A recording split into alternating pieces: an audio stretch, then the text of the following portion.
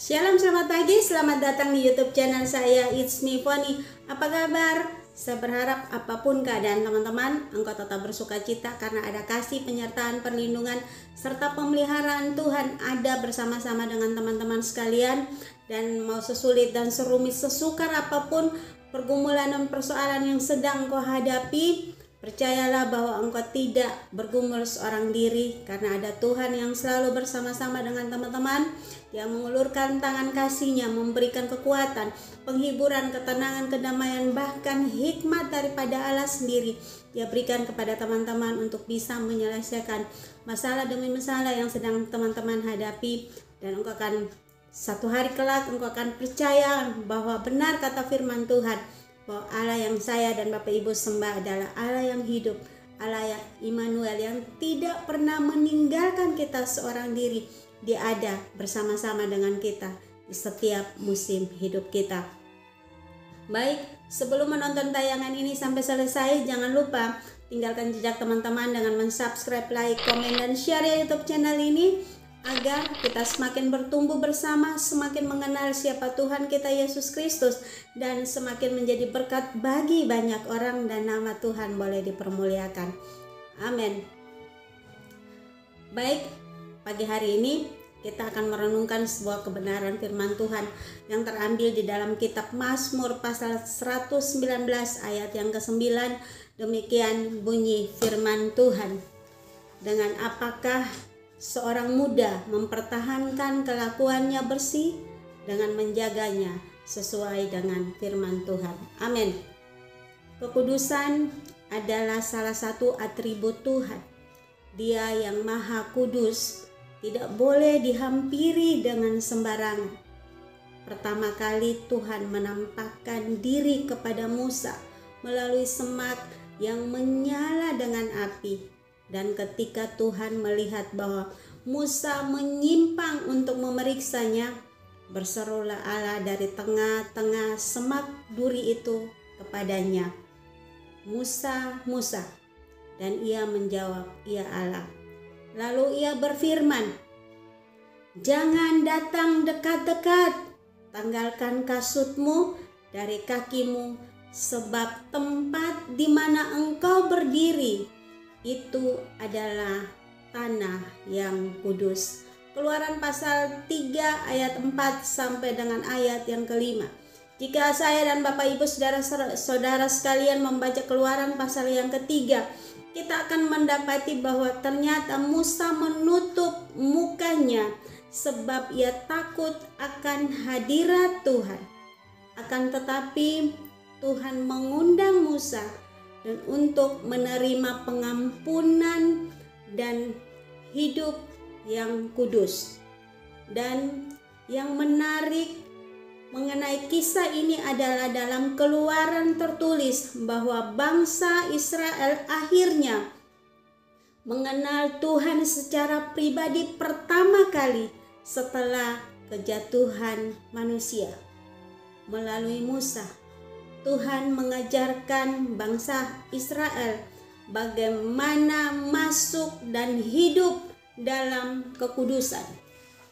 Teman-teman, Bible Project memberikan salah satu ilustrasi yang dapat membantu kita mengerti kekudusan Tuhan.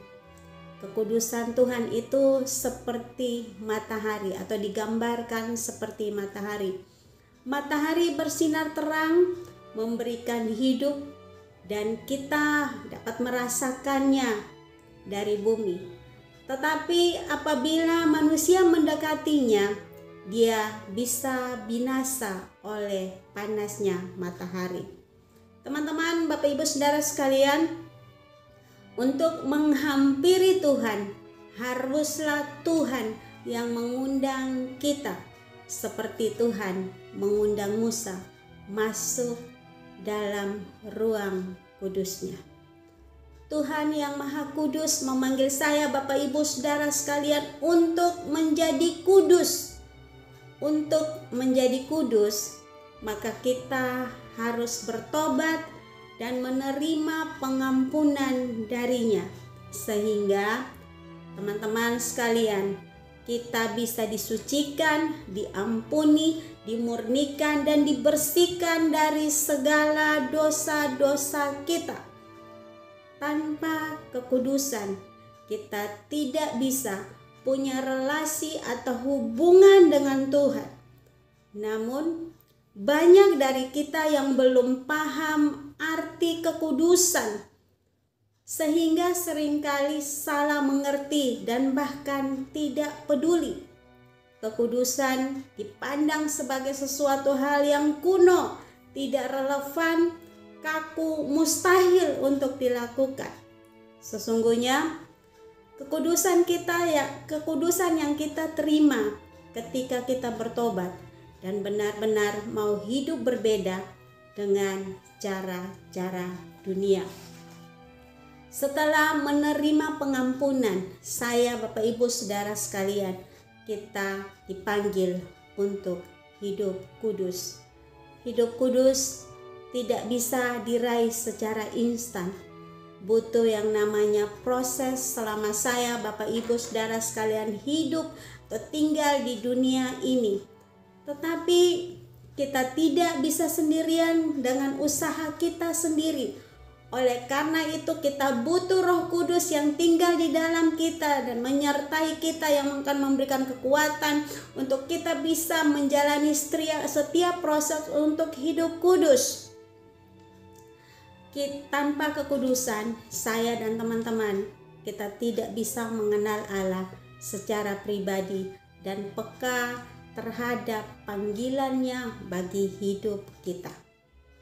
Sebagai orang-orang yang dipanggil untuk hidup kudus, kita mempunyai teladan yang sempurna, yaitu Yesus Kristus Tuhan, yang telah mengembalikan kita menjadi anak-anak Allah. Sebagai bentuk ucapan syukur, marilah hidup taat dan setia kepada Tuhan. Marilah mulai melatih diri sendiri untuk disiplin berdoa, membaca Alkitab, dan melakukan firman Tuhan, sehingga orang bisa melihat campur tangan Tuhan itu nyata di dalam hidup kita, dan mereka menjadi tertarik untuk mengenal siapa Tuhan yang kita sembah dan kita puji siang dan malam. Hidup kudus membawa kebaikan bagi kita dan sesama. Kita yang menyembah Allah yang Maha Kudus, maka hidup saya, Bapak Ibu, Saudara sekalian, harus sama seperti yang disembah. Karena Allah kita adalah Allah yang Maha Kudus, maka kita pun harus hidup kudus. Tetapi hendaklah kamu menjadi kudus di dalam seluruh hidupmu, sama seperti Dia yang kudus yang telah memanggil kamu. Sebab ada tertulis, kuduslah kamu sebab aku kudus. 1 Petrus 1 ayat 15 sampai dengan ayat yang ke-16. Amin. Selamat beraktivitas, tapi jangan lupa tetap patuhi protokol kesehatan dengan memakai masker, mencuci tangan dengan sabun di air mengalir, menjaga jarak, dan menjauhi kerumunan. Dengan demikian, kita bukan saja melindungi diri kita sendiri, tapi kita juga melindungi orang-orang yang ada di sekeliling kita, bahkan orang-orang yang kita sayangi. Sekian, Tuhan Yesus memberkati.